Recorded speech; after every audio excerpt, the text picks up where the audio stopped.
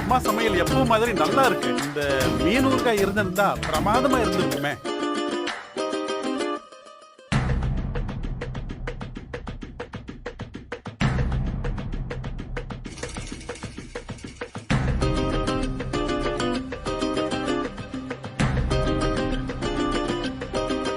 மயிலாஞ்சி மயிலாஞ்சி மாமேவோ மயிலாஞ்சி கையோடும் காலோடும் பூசேண்டி எனாஞ்சி கண்ணாடி போல காதல் உன்னை காட்ட